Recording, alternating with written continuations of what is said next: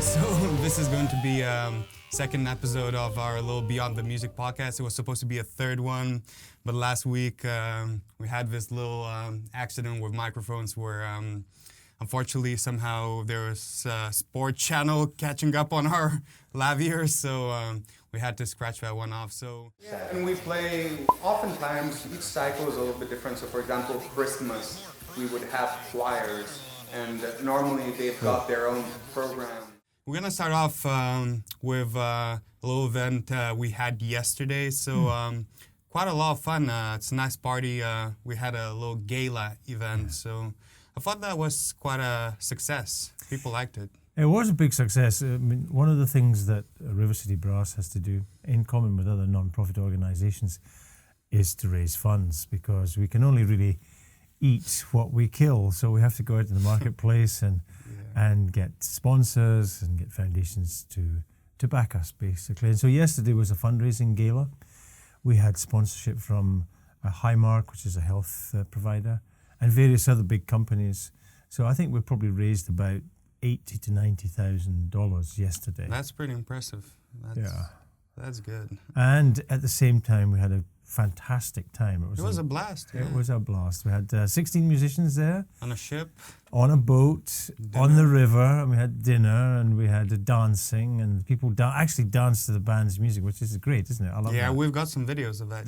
Carissa recorded a little bit of that as well. I think it's really nice when people feel it's okay to get up and join in a sense, because that's so unusual, because at symphony concerts people generally consume music. Well, they did not only get to dance, but some of them got to conduct. They got to sing, so that was funny. The gentleman who was conducting, board member, he's a board member, Dominic. Yeah, he was blasting it. That was hilarious. He was dancing, conducting at the same time. And he paid $275 for the privilege. For conducting. Yeah, he bought out. Yeah, he bought out the privilege. Yeah, really good. That was nice. We had some singers as well. Yeah, the band karaoke idea I thought was genius. I should say that's my idea, but it's a genius thing to Remember what I said before the concert? I said, I guarantee you it would be hilarious if somebody decided to sing Bohemian Rhapsody. Oh, five women. Five people sang that one. 5 women got up and sang, and they sang it perfectly. We didn't have the words up for them or anything. Yeah, they just knew it.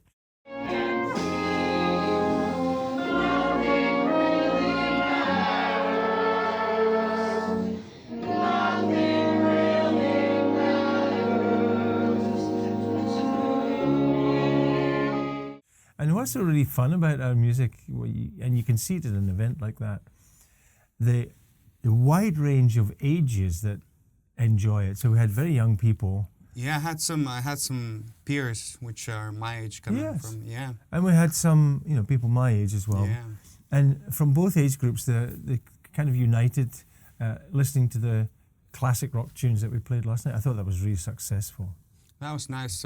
You made some new arrangements for that one, that Sweet Caroline thing. I've never played that before. Is that something you made for this one, or? No, I made it before for something else. I did make one new one for last night. I didn't even know what was the name of the tune. I called it Hyundai theme. Have you ever seen that the commercial? Hyundai theme, yeah. So I thought it was like one of their company themes or something. Oh, that's a Neil Diamond classic, Sweet Caroline. There's probably, if people are watching this video ever, that tune will come into their heads as soon as you see the title. Now, the only new one we had last night was from The Little Mermaid, the Under the Sea, which is a great song. Yeah. And I thought Dominic again, he sang that one. He had a try at singing it, which was good. It's nice. So this was on a ship. Did you ever have any of these? Did you ever have any incidents where somebody gets seasick? Have you ever seen musicians who get seasick? That seems to be a very bad place to find that you have seasickness. We did last year, because we had the boat last year as well. Yeah. I mean, when we say a boat, it's a ship that holds 500 people. Yeah. And last night we had 180 guests there. Yes. There's a lot of people there. So, last year we had one lady who took a turn, and so we had to go back early. I was there. There was a woman there last year. It was all kept very quiet because I didn't realize we didn't want to embarrass her. But then we went back a little bit early to the dock and let her off. But I mean, it's only on the river, so it's not as if you've got huge waves. You haven't got that kind of thing going at all. So, one thing I'm really looking forward to, we're starting the new concert series in, 2 weeks or something? It will be in 2 weeks, the first concert, yeah. Okay. I saw some of the music, and I was looking for the music, and I was kind of looking for the tunes, and I was, that's not too bad, that's okay. And then I ran into one of those, I'm not exactly sure what it's called, it's Tuberleben something. Am I imagining that? Toggenburger Grüßli. Yeah, that's Toggenburger Grüßli, that's quite hard. It looks like Arben study up the octave on steroids. What was it written for? I couldn't find a recording. Oh, it was an accordion piece, originally. And also folk band. I wrote it, I was an arrangement, actually. It's not an original composition. The original composition was for Swiss folk musicians, so Alpine kind of flavour to it. And at that time, I was working with the Swiss Army Brass Band. And Army Brass Band? Yeah. They have a brass band? Yeah, they do. A very, very fine one that's drawn from the young, because they have national service, they have conscription there. And every young man, or every man above the age of 18 must do military service in Switzerland. Okay. But the musicians tend not to go and shoot guns, they tend to be in bands. So you get the best players from from the Swiss brass band scene all coming together. Okay. And at that time, the colonel, who was in charge of the Swiss Army Brass Band, he liked me a lot, and he used to engage me to conduct. And he was a fan of Swiss folk music. So basically, I had to do arrangements of Swiss. Is that a Swiss tune? It's a Swiss tune, yeah. The Toggenburg is an area of Switzerland. A mountainous area of Switzerland. And Grüßli means a little greeting, so it's a little greeting from the Toggenburg. I could only recognize, I believe, one tune that I've played previously with River City. Are all of these new tunes, or they have played, the band have played these at some point? I don't think the band's... We should explain, it's a Viennese Night. Yes. So basically the show is called A Night in Vienna. So it's a bit like a concert that a light orchestra or a small orchestra would do, playing the music of Johann Strauss, playing the music of von Suppé, Lehar, those composers that are steeped in that Viennese tradition. And as far as I know, River City Brass has never done an entire show with that flavour. They've always done maybe one or two pieces like that. So I think it would be hard for us because it's a different style.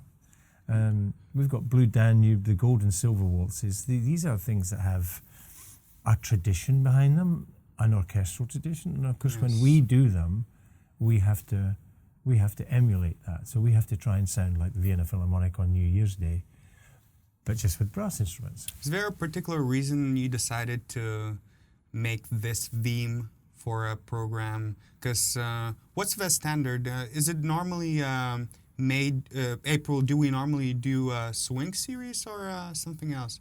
Now, last year was April, I believe it was swing. Yeah, we have a swing concert in May. Yeah. That's going to be a Glenn Miller focused big band show. So we always have one dedicated big band show. Okay. But what was the reason behind? Because since I've been playing in a band, we never done kind of Viennese type of theme. So did you just come up with that, or is there a specific occasion? Because, for example, we just did the Celtic cycle, which is obviously because of St. Patrick's Day, and it's a very Irish-based, theme.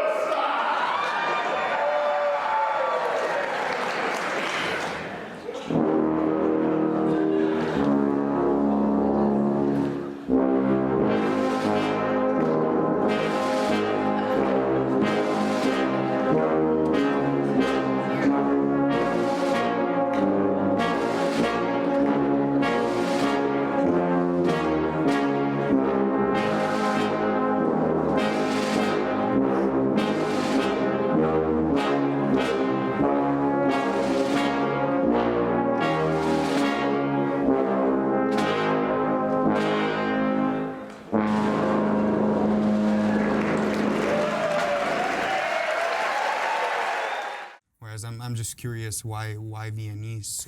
Well, every season I try one new theme or two new themes, because otherwise we'll just be repeating ourselves ad nauseum. Sure. We start to sell the season, the next year's season, in March or in April. So by about January, I'm scratching my head thinking what we're going to play next year. Yes. And so the coming season's got a couple of interesting ones. We've got the Halloween concert coming back. You know, you remember when? Yes, October. Is that correct? And you played Transylvania Lullaby. Dressed in Super Mario. Yeah. And that was great. That's online. People can watch that. Yeah.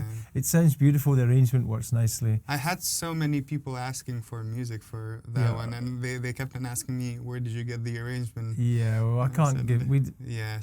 just... We can't really give them out. Yeah. We have permission. We have permission to play them. Yeah. But I don't have permission to sell them or give them away. These are very... I don't think a lot of people realize that quite a large chunk of our program, each series, are new works, new arrangements, or new works. So that's something pretty unique. As it's not exactly a stereotypical brass band type of music that we play. No, we can't do that because our audience are nobody is interested. They're not brass players. They're just wanting a nice evening out. Yes. And 94% of the audience that we see have already subscribed for the entire season. So they're going to hear 7 concerts. It's not possible to repeat any of those or any of those works in the year, otherwise it would be boring for them. And clearly we're not boring because the audience subscriptions have been increasing. Yeah. 8% a year, every year for the last 3 or 4. Yesterday I met a couple who told me they were subscribers since 1993.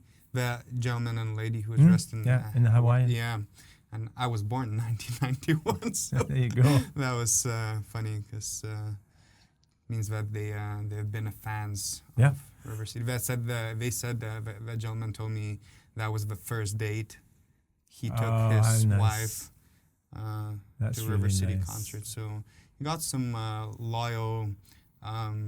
loyal subscribers and fans, and it's interesting. That's one thing that I found very unique coming from European-based brass culture, that River City is almost... Pittsburgh has this interesting sports culture where we have 3 teams. So we have Pittsburgh Steelers, Pittsburgh Penguins, and Pittsburgh Pirates. And same colors, black and gold. And whenever there's a game, the whole city is dressed up in black and gold. It's a very... they're very proud of that thing. And one thing I found that about River City that people are very, very proud of being a part. It's almost like a little family. We get some, we had that gentleman who would come up to every single concert. We have a series of concerts, and it would be the same program, but he would come into every single concert. Then he would follow us on the small shows, bringing his clacking spoons and stuff. So it's something very unique, and I don't think it's only unique for American people. I think it's very Pittsburgh unique. Definitely. Because I know you had experience, and I know you've recently been to the Toronto.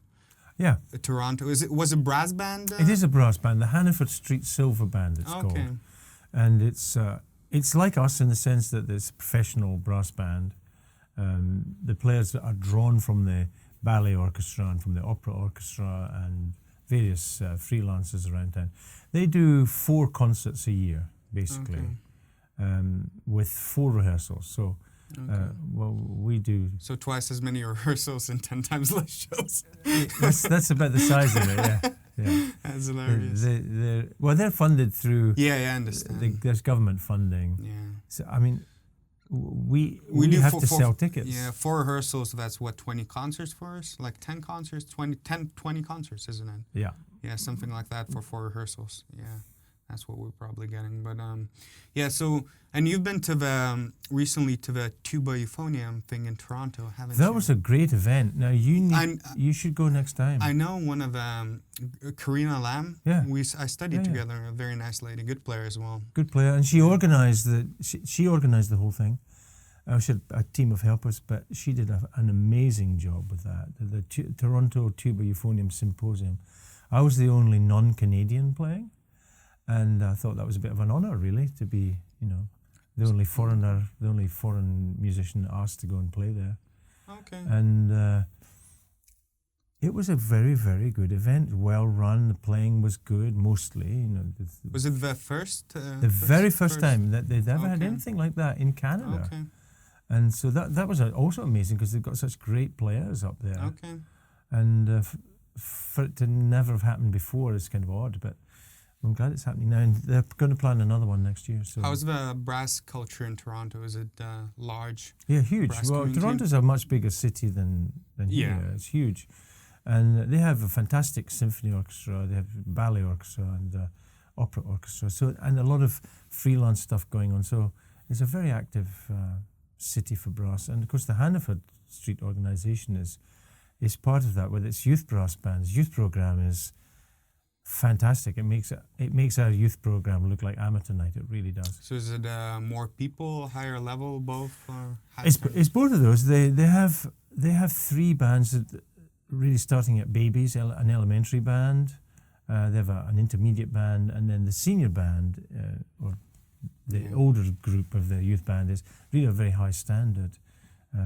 They play brass band music like the English bands do. That would be around the first section or even the championship section. Okay. And they make a good job of it too. I must say it's very impressive. It's what I'd like to have in Pittsburgh, but so far we're still struggling with getting numbers of people. Yeah, I think the location changed. We had to change the location. Yeah. So the original plan was to add the location, Indeed. add one school, but the old venue, they bailed last minute. They did. That wasn't very nice, but we had to change the location. I think that's a big reason why there was a bit of a drop in numbers, because it's different part of a city, And so for some people, it's an hour journey, and so even for those people that were quite happy to drive for an hour to come downtown, they find it not so much fun to drive 55 minutes to go to the east of the city. Yeah, so there's some problems, but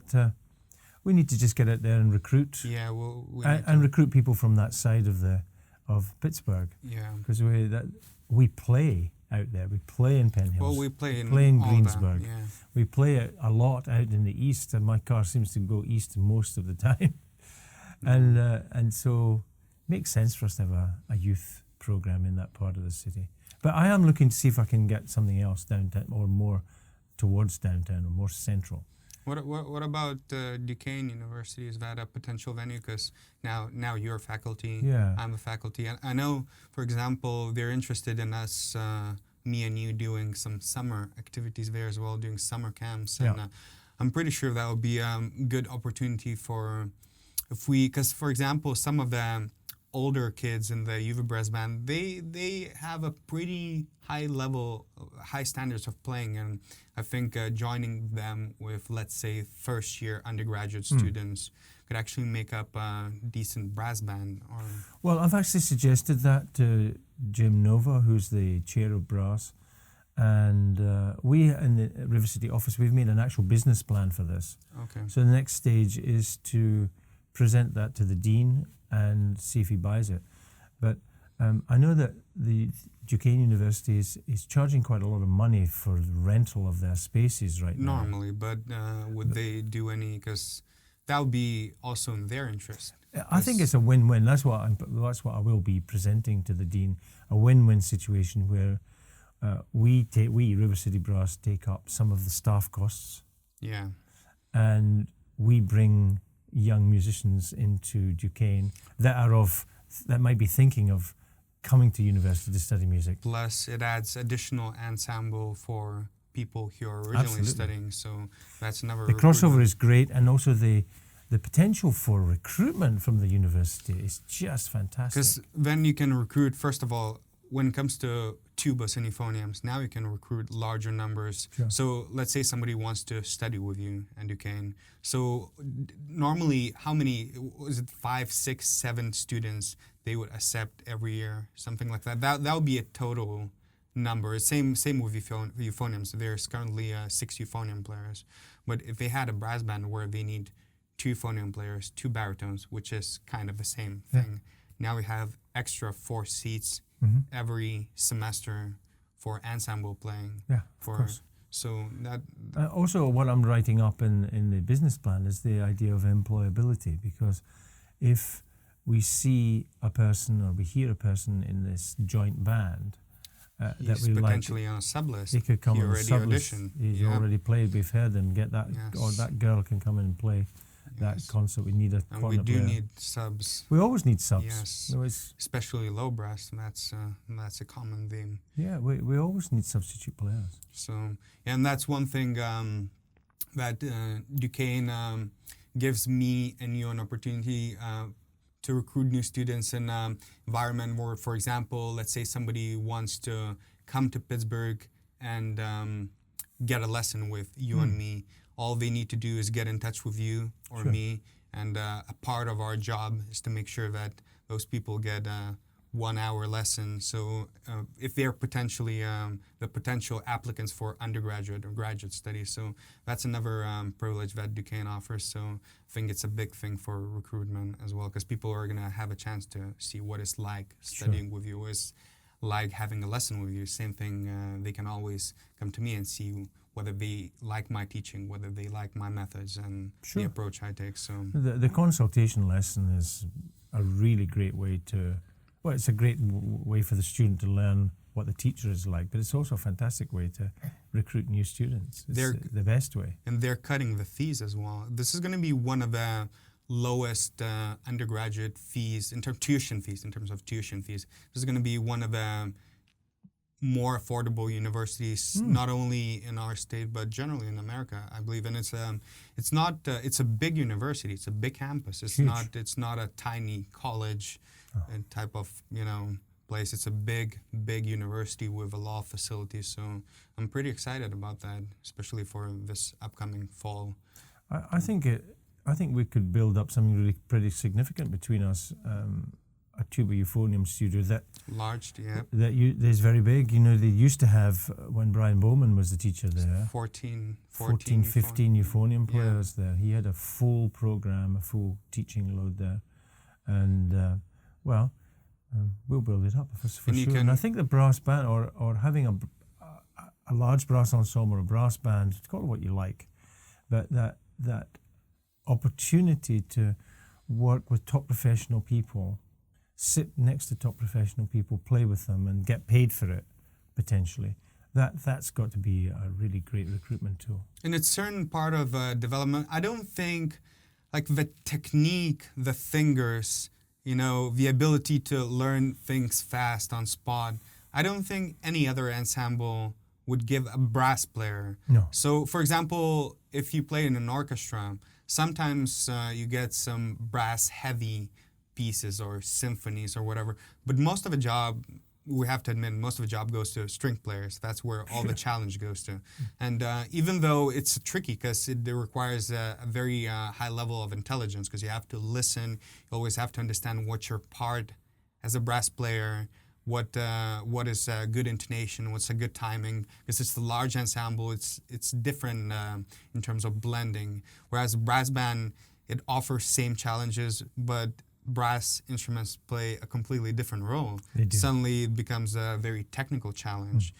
Those pieces are hard. And the stuff we're playing, it's not original brass band pieces. No. But as I mentioned, that piece, I challenge anyone. This is not an easy piece to play. You mean the Torgenburger Grizzly? Yeah, it's 2-3 pages of non-stop 16 notes up the octave you would normally not expect. When I looked at the scores, I thought it was a bass clef, because everything was... And I was, when I saw it, I thought there's no way that's originally written for euphonium. That does not even make any sense. But we make it happen all the time. It's been played before. Yep. It's gonna be played again. Played again, yeah. So, and there's also the standing up and sitting down as well. There's additional stuff to do. I didn't see it. It'll be made clear. Yeah. There's standing up, sitting down. Groups do that. through the piece. So talking about the students, now I mentioned, I told you this story this Saturday. Now one thing that shocked me recently is, and I told you, it's either euphoniums are going mainstream or the scamming world is very desperate. Yeah. So I just thought that was a funny story to share. So normally I had some experience with scamming on Amazon or eBay when you're trying to look for equipment, let's say cameras, audio equipment. And oftentimes it's a good idea to use, to look for second-hand equipment because if you know what you're looking for, you can get an excellent shape camera or audio equipment at a way lower price than you would normally want to spend. And sometimes once in a while you get these people who say, well, contact me personally, let's figure out a different payment, and you just know that's a scam. Now last week I had one of the well-known professors at one of the local universities. He got in touch with me saying, hey, would you like a student? My schedule is full. And he forwarded me this gentleman by the name of Colin. I could not remember the surname. But anyway, he said, I'm looking for a teacher for my 13-year-old daughter. Her mother passed away very recently, and I'm always traveling. I'm a ship engineer. I go on these month-long trips, work-related, and I want to make sure she's busy, she's well taken care of, and my cousin would drive her to the lessons, and we agreed on the price, and oftentimes I offer a little discount if people pay, let's say, for a whole month. Now, this gentleman did not ask for any discount, and he offered me to pay 3 months in advance. On top of that, we agreed on the date, and the last email he sent, he told me that his cousin is going to be taking the daughter to me on 4th of April to the venue we agreed on, and he's going to be bringing me a check, which is going to be signed off, not by him, but his boss, and the check is going to be larger than the amount that we agreed on. And he would like me to take the check, take it to the bank, and as soon as the money go to my account, I would give him the remaining money to make sure the daughter gets the materials for the lessons or whatever. It didn't even mention the amount. So obviously I straight away called the guy who forwarded me the student, and I said, do you know this gentleman? And he said, no, I'm not familiar. And I told him the whole story, and he said, just don't reply. It's a scam. So I decided to go to police, and they checked the emails, and they told me that's something called advancement scheme. So they told me that the next thing would probably be you agree on the date, and a day before they say, well, Mary could not come in, but we still like you to receive the check by mail or whatever. And I decided, they told me to just reply asking for a little bit more details, like phone number, address, and obviously there was no replies anymore. But it shocked me because normally it's hard to scam me. I'm pretty aware of how this whole thing works. I would never ever anticipate anyone trying to scam you through private euphonium lessons. No. How about that?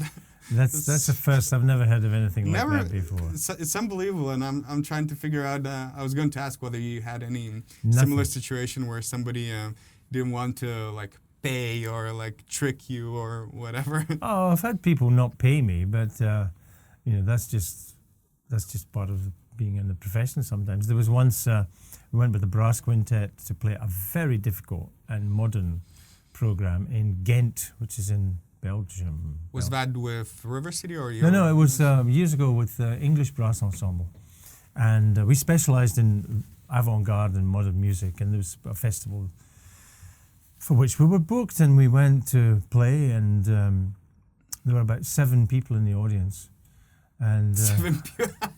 Yeah, we were 5 on the stage and 7 in the audience. We came from the UK. We came from the UK. We drove. We took the ferry. We went over there. And we were quite young. Okay. And I remember the presenter, the promoter's name was Schmitz, something like that. Schmitz. And anyway, we played the concert, and he was supposed to come with a check after the show. And after the show, there was no one. He disappeared. He just disappeared. So what do you do in those cases? So what I did, is that we went to the phone book of Ghent, this place, and we phoned up every person called Schmitz. How many? There were about 100 of them or more. And then we found him, and his address was there. We took a taxi. I took a taxi. By now it's 3 in the morning. That's It's 3 in the morning. I took my instrument out. And you And I started playing outside his house. That's As hilarious. loud as possible. I said, "Hey, Schmitz, you need to pay me. You need to pay me." And of course, the neighbours, the lights come on in the houses, and people say, "Hey, shut up!" No, I'm not going until he pays me. He's a thief. Yeah, your neighbor is a thief. He's a It's thief. Your bad neighbour's a PR. thief. He engaged me to play a concert. He runs away. He doesn't pay me. Play. Very, very loudly. Eventually, he comes out. He's in his pajamas, and he writes a check. He gives me the check. I'm just curious, what's the thought process that goes through the head of people who do that stuff? Because obviously, if he wrote you the check, that means he had the money. Yeah, of course. So I'm just curious, what they expect to, like, what? You're just gonna come in from, like, across the other country and just let it go? You just say, okay, well, that's fine. Never mind. No, I don't think he was expecting me to find out exactly where he lived. Because we had his office address. Well, he probably should have thought about that before giving his real name. He picked the wrong guys. Let's say that. That's funny. So But that was the only bad experience that I really ever had. Like that, with people not paying. Is there a particular way when you arrange? Because part of your job at River City is making sure these things go smooth, and you always look after the concert, the pieces. You know who's booking you. Yeah. So is there a particular procedure? Let's say there's an upcoming artist and he's starting to get concerts. Are there any particular things you need to? Oh yeah, contracts. So you would sign one beforehand? Yeah, we send a contract out to anybody who wants to book us. Yeah, but River City is obviously a very formal type of organization. I assume that's because whenever people want to book me to gigs, and I had occasions where they give me a contract, but oftentimes that's not. No, I send a contract. Yeah. No, for your personal? For my personal stuff. Okay. So if somebody phones me up and they say, come and conduct. Okay. Quite often, if they don't send me a contract, I'll send them a contract. You send them. And do you have a template or something? Yeah. And it just basically says what the job is, how many rehearsals, how many concerts, the repertoire, the agreed fee, and then I always ask them to have a cancellation fee clause in there. So if they cancel, say a day before, and you've flown to Timbuktu, you've got the tickets that they cover that. And I would say 99% of the time the people sign that and send it back to me. So is this legally, how legit this document would be legally? Because I know my brother is attorney, and I know with contracts you need, at least the way they work it out in Lithuania, you need some other people to be, it's not like a supervisor, but like a witness. I don't know whether that's the right word. But normally if you just decide, what I was told, to write some sort of contract, for example, mentioning the details, you sign and the other gentleman sign, and then later, things go south and you decide to take him to court. I was told that those documents not always stand well. Is that? I don't know the legality as far as the United States and the UK is concerned, but I believe it to be the case that if two people agree to something in a document and sign it, that is legally binding. Okay. But to be honest, I never have had any problems.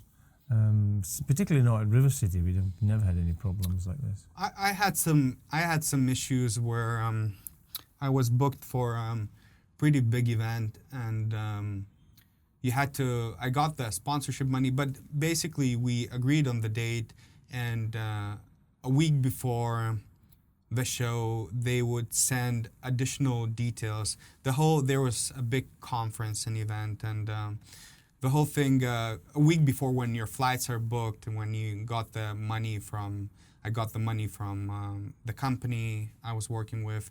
And before they send you these details that you have to pay the membership fees for the event, that you cannot sell stuff, you cannot sell merchandise unless you pay this extra money and stuff. So that kind of wasn't a great experience, and that's something I'm trying to be. Is that one of those TUBA conferences? Kind of. I'm not. I don't want to be. No, you don't have to mention it, but yeah, but it's one of the.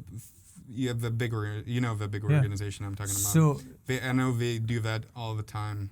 Yeah, it's normal practice. It's their normal practice. I know. I found that out, but for me that was such a shock. Not necessarily a shock, but that was for me. And it's weird. A big disappointment. It feels really weird to pay registration for an event in which you're going to perform. Yeah, you're invited. Yeah. You get the invitation because you're not performing unless you get the invitation.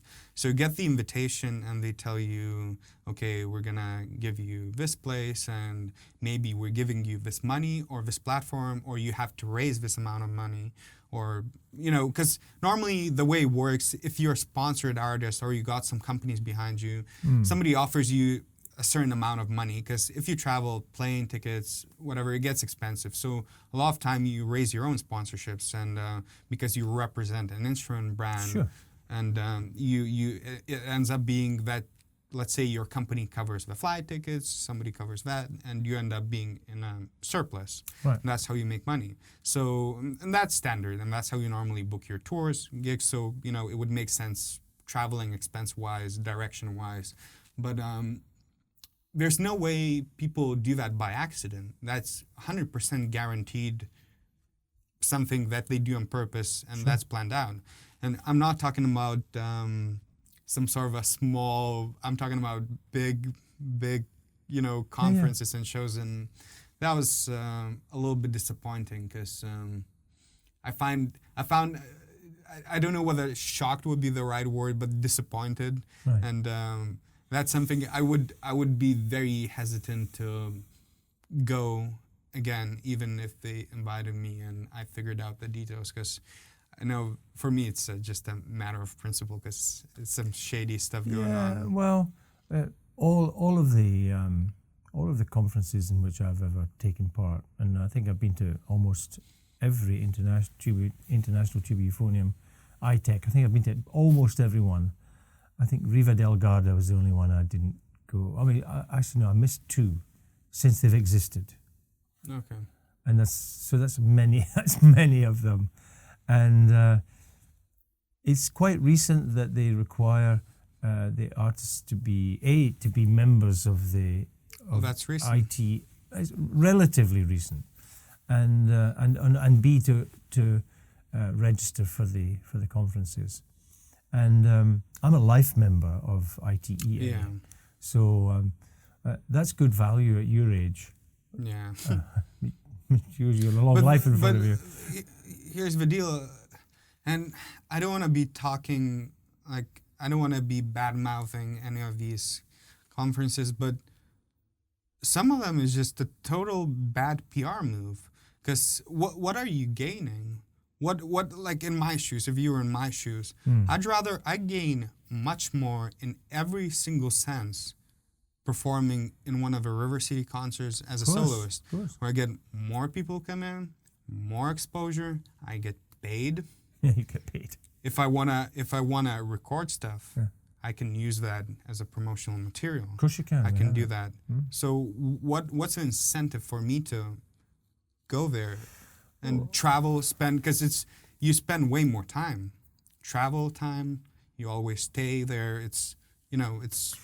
I like doing them because I see people that I've not seen for a long time usually. Okay. So over a long career I've met many people, and some of them I've met only and meet only at those kind of international conferences. So I quite like them from that point of view. And then the other thing that I think they do for us is that they help promote the repertoire, and that's its main point. So I always take brand new pieces. I always take pieces that are unknown or pieces that I want to present to the professional tuba / euphonium world. Say, hey, this is a good piece. Take this away and run it. So usually I'm not playing any kind of the normal repertoire that I might want to play. Yeah. Because of that. So from that point of view, I find it's quite useful. Yeah, but I understand what you're saying, and normally that's the main thing. I tell artists, each opportunity you get, you need to find a way yourself how to get the most of it. And it's okay if you, let's say you're bringing new pieces, then you bring a bunch of copies of the scores, you bring CDs, and that's how you make your money. But they're not letting you do that. No, I do it all for free at those conferences. I don't make anything. So how do you, how are you promoting that? Because it's not like you get these massive concerts. Let's say we play in 6 or whatever different venues, and the total amount of people are thousands of people. And those people buy CDs. Some of them are students who play in school bands or maybe universities. Now those are the people who are going to be buying scores. But you go to this event and you got one concert, and that's not a guarantee that people show up because there's probably another 4 halls. That's right. And there's 4 different concerts. So, and they're not letting you sell that music on the place or get some sort of a booth where you can meet people, do signatures, sign autographs, whatever. For me, that's a big, big problem. If I was told that, okay, we're not paying you anything, you have to cover your flight tickets, you have to cover your hotel tickets, we give you a venue to perform, we give you a slot to perform, and we give you this booth or space where you can meet people, put your merchant. Yeah, that's for me reasonable, and that's how that makes for me like perfect sense. But that was one of the big shockers I found, that I was told that it doesn't work like that. It doesn't work like that, no. So at the end of the day, it's personal choice, isn't it? If you feel like doing it and you think it'll be fun, then you would do it. And if you think, no, I'm not so sure, I don't want to do it, that's also fine, isn't it? Did you ever get any issues or any complaints about trying to, this is, we're talking about River City now. Would anyone ever insist you not to sell CDs or any merchandise in the concerts? Obviously, if it's like a quintet gig or a trio, or that's different. But let's say 20 or full band, 20 plus players. Would you ever have any issues? We've never had any issues of people telling us not to sell merchandise. Quite often they'll take a commission on that. Yeah, that's normal. Yeah. They'll take a 10%. The worst we've had was a 25% was a lot. 25. Yeah, that's a bad deal because 25 cost of production with CD taxes ends up being. So when they in places where they say it's 25%, I just don't sell. Okay. It's not worth time. It's not worth time and effort because you'll be selling at a loss then. Yeah. Nearly. But most theatres and venues in which we play, they're quite happy for us to sell. In fact, they'll give us people to sell them. They give volunteers. You've seen it yourself. Yes. Usually nice ladies come and help you sell the CDs, and they love it, and they get a free copy for themselves. That's great. Yeah, that's one of the things that sometimes I don't like if I go to these places, if people kind of have problems. And I never understand why is that.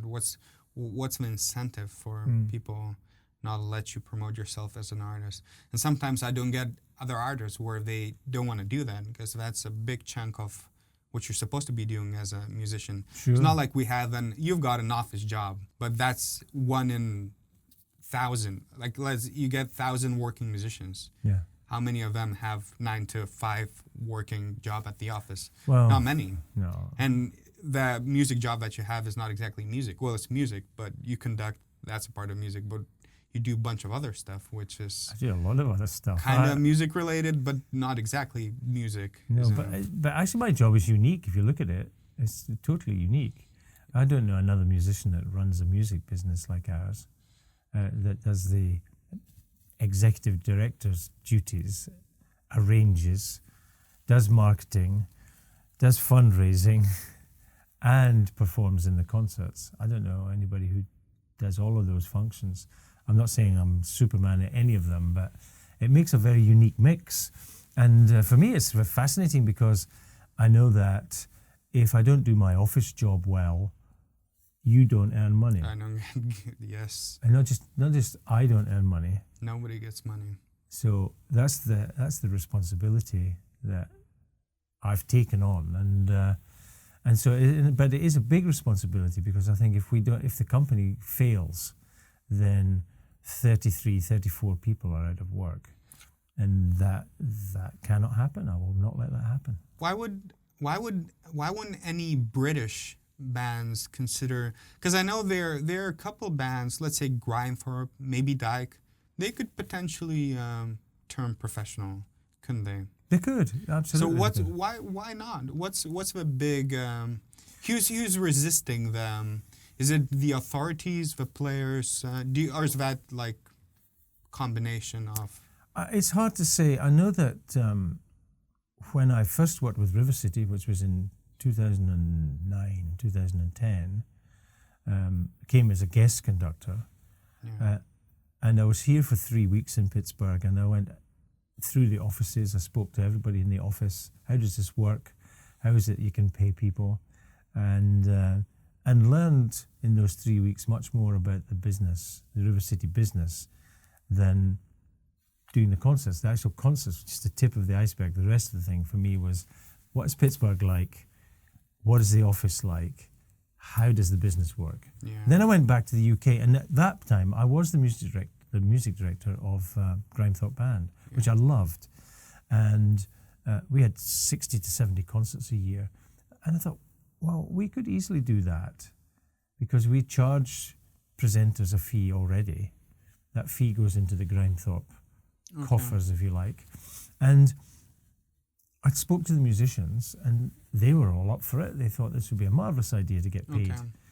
And then the trustees of Grimethorpe, that was really the powerhouse, the political powerhouse behind the organisation, they turned the idea down flat. They just did not want to know about it. Oh, why? Do you know why? They didn't really explain it, but there's this thing, tradition, which is sometimes good and sometimes bad. It's bad in the sense that it can hold people back from doing new things, and there's probably a fear of failure built into that. Yeah. But they weren't in the least bit interested in trying it at that time, and that's one of the reasons I thought, well, I think it could be pretty interesting doing this in the United States. So when I got the call saying, we'd like you to be the new music director, at first I said, no thanks, I'm not really that interested.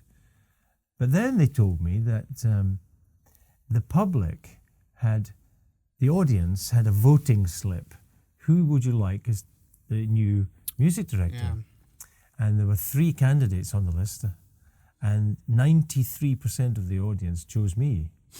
When I heard that, I thought, wow, that's a lot of people that want. Overwhelming number. It's a lot of people that want me to be there and want me to make music for them. So give it a try. Yeah, it's weird because Grimethorpe, they do.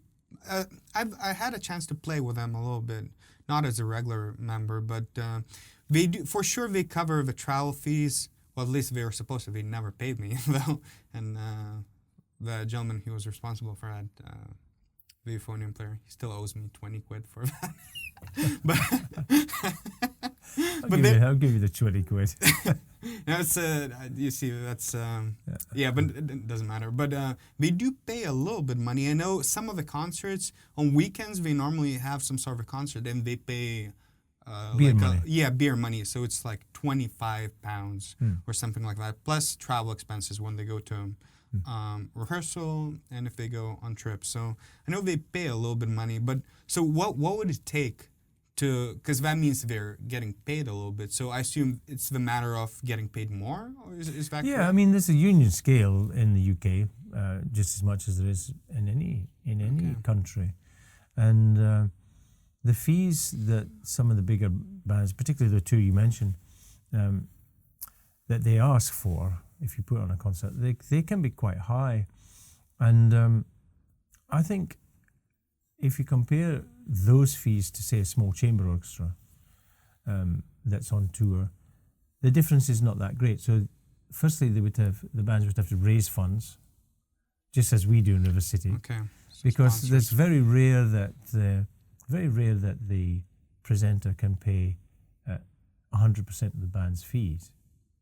So there's a subsidy coming in somewhere. We at River City, we raise from foundations and grants nearly $400,000 a year. That's before anybody plays a note. Yeah.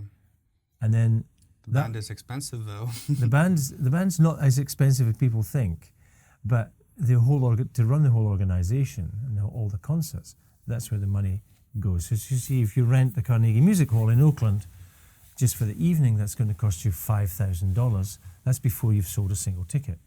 Yeah. The band that evening is going to cost another $6,000 Okay. just for the band. And then there's the conductor. Then there's the administrative costs. There's the marketing you put into it. All the ancillary costs that you put to people to get there. So 60% of our revenue comes from ticket sales. Okay.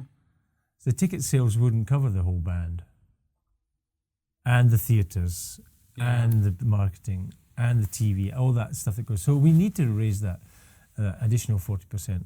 So the annual revenue this year is going to be $1.3 million. Okay. And you just think about that for a second. 60% of that is ticket sales. Oh, 60% ticket sales. 60% of that, 1.2 million, Wow. is ticket sales. That's a lot. That's a lot of people. Does symphony orchestra sell that many? No, tickets? no. Well, they probably sell that many because they have a big hall. They have their own hall. But if you take it as Percentage. a percentage, they're around 20 to 25% Okay. ticket sales. Okay. 20 to 25% of the average symphony orchestras around that's what they're going to be doing on for their ticket sales. Okay. And we're on 60. This is remarkable. But it also puts a pressure on the business because, we need to sell those tickets. There's no way that we can have an empty house. Yeah, it's a lot of promotional activities happening. You did that show in the, was it the news? What show was that? That TV show? Oh, that was Pittsburgh Today. It's a morning show, chat show basically. So, one thing, one of the takeaway things that I saw. Well, I know you in person, so I know that you're very good at promotion aspect and social aspect. But all people don't realize was like going in front of cameras and not only just getting across the right information, but presenting it in a way that's going to be encouraging people to have a look at the band, to come to the concert. That's a tricky part, and I'm trying to imagine some of the other conductors or arts directors going and trying to do that. That would be a tough sell in a lot of big orchestras and ensembles. And we've recently been to the Pittsburgh Symphony Orchestra, and the gentleman who conducted the band, he was from Britain, and he did Sir Mark Elder. Yeah. Sir Mark. He did a really, really good job. But it was very informative, and he was speaking clearly and doing that. But that's a completely different ballgame than going to a TV show and being entertaining, making a joke on a spot, making sure it actually sounds good, rather than you're the only person laughing at it. So, so Mark Elder talked in the concert. Yes, that's very nice because usually symphony conductors just come on and conduct. They don't open their mouths. He opened up the show with 10-15 minute speech about the Elgar Symphony, and he played little excerpts he just basically explained what happened in the piece, and he said that the premiere of that piece, I believe that was done he played that piece in Manchester. I cannot remember. Yeah, likely it was the Halle Orchestra. Yeah, he's the principal conductor of the Halle Orchestra. Okay. And has been for I want to say 20 years at least. Yeah. So I've worked with him many times, Mark. But he did a little bit of presentation. But when we do concerts, it's nonstop. It's every single piece, and it's every single one has a little catch. So you have to figure out what you're saying. You have to know your audience, whether that's a joke or not necessarily a joke, a piece of information that people Because me personally, from a standpoint of a musician, I found that very informative what he said. But it was, I kid you not, 10 to 15 minute speech explaining one piece. And he explained the motive, how that works. But I'd say 90% of people would have no clue what he's talking about. And 100% of the musicians on the stage are thinking, can we just play the music now? That might have been the case. That would almost certainly be the case. Can we just play the music now? Yeah. That's funny. We don't need the lecture. But I guess he had to do that because I believe it was the Elgar First Symphony, the B-flat symphony. Now, the Elgar symphonies are very unknown outside of the UK. I remember with the BBC Symphony Orchestra, we went to Germany and we played Elgar's First Symphony, and I mean, you heard it ends with a huge crashing B-flat major chord, and the people went. It's just no reaction from the audience at all. So maybe he thought it was worth to explain the piece because the people might not have known it in the way that would have known maybe a Beethoven symphony or even a Shostakovich symphony from more modern times. Maybe. I thought the Elgar was pretty mainstream, but whatever. Everyone loved it. They got I believe, standing ovation for that one. So that was nice. But okay, so we're running out of time, so we'll have to wrap this up. So the upcoming concert, when does the first concert hit for the April? I think our first concert's something like April 4th. April 4th. I think it's around there. And as usual, we start in Linton Middle School, that's in the east, and then Carson Middle School in the North Hills. Saturday is the Palace at Greensburg, which is beautiful theatre. I love that. My favorite one, by the way. Yeah, that's my favourite venue. The sound in there is great. Yeah. And then Upper St Clair High School, and then we finish again at Carnegie Music Hall in Oakland. But that's where we started in 1981. That was the first concert at River City. So it's kind of our home, if you like, our base. But it's not. I think it's a beautiful venue. I like playing there. But the sound has changed since they painted it. I'm pretty sure I haven't been into. When did they paint that? Oh, about 4 years ago. Oh, because I played with River City in 2014. As a guest. I think you came, and that was the first year of the new paint. Oh, so I hadn't. I don't think. And when it was really old, and the painting on the paint on the floor was all crumbling, and there was a lot of exposed wood because the paint was peeling off. The sound was completely different, and now they painted it with of course, modern paint is full of plastics. Okay. So the sound, there's a lot more reflected sound now. And if you look at Greensburg, it's fading and the paint's falling off. And I keep telling them, don't paint it, just leave it. Because you'll change the sound. No, they don't believe it. It will change the sound. Yeah, these minor little changes to the venue, people don't realize that the whole thing, when they're trying to plan the acoustics, it's like science. It's no joke, well, I think it's even more mysterious than science. I think there's a kind of ecosystem that gels together in a magic way, either to make a fantastic acoustic or not. But anyways, for those who would like to get a ticket, that can be done online at rivercitybrass.org. Correct. So, or you can buy it on the spot. So if any of the younger gentlemen would like to come in, have a lesson with us, come to the concert. I'm going to be playing a solo. James is always going to be... I'm playing a solo too. Oh, you're playing TUBA Fest. Yeah, so both of us are going to be playing solo. So if you like to come, listen to one of our concerts, check the venues out online, and make sure to get a ticket. Let us know so you can come meet us. Maybe do a little bit of playing with us. So that's a possibility as well. So anything else you'd like to add up? No, I think it's going to be a great concert series. We're playing some beautiful music. So if you're in Western Pennsylvania, come and check us out. Sure. So I'm going to put all the links down in the description boxes so you can visit our social media platforms. Check out our Patreon account. If you'd like to help us develop this podcast, in terms of the audio quality, video quality, the money is going to be spent into buying new equipment. Patreon. So check us out on Patreon, check the River City website and our social media platforms. And again, thank you very much for listening. My name is ALGIRDAS MATONIS. This is James Gourlay. Thank you for those who've been listening and watching.